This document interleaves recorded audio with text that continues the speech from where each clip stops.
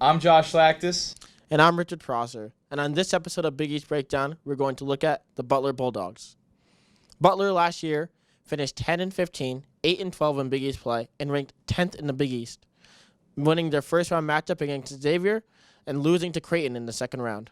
This Butler team is staying almost completely intact, with the exception of transfer Jacoby Coles, who looked like a promising freshman last season, who averaged 6.3 points per game, now at TCU. The entire roster is still on the team.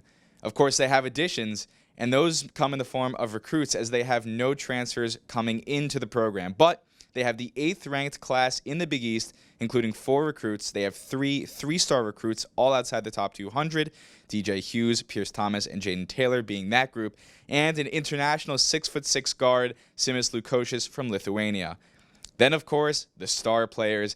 And we have my breakout prediction, Chuck Harris, their best player last year, averaging 12.9 points per game. He's a 6'2" sophomore guard, and he looked like a veteran in his freshman season.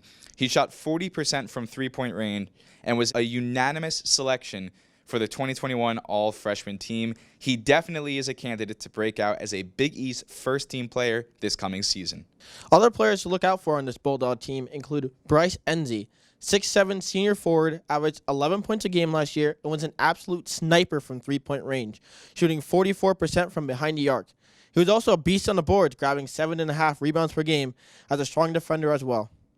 Another player to look out for is Aaron Thompson, 6'2" senior guard, averaged 10 points a game and just under 5 assists per game, and contributed on the defensive end, having 1.1 steals per game as well.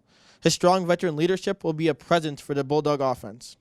In looking at how UConn matches up against Butler, Butler is one of the slowest moving teams in Division I basketball, ranking 310th last year in pace of play. The best way to beat the Bulldogs is to speed them up and stay out of foul trouble. Butler plays a lot like the 2012-2013 Memphis Grizzlies, where they play through the bigs and have the young budding star at guard. So that was this week's edition of Big East Breakdowns. Hope you enjoyed Butler, but next week, Richard and I are going to be going over the Marquette Golden Eagles.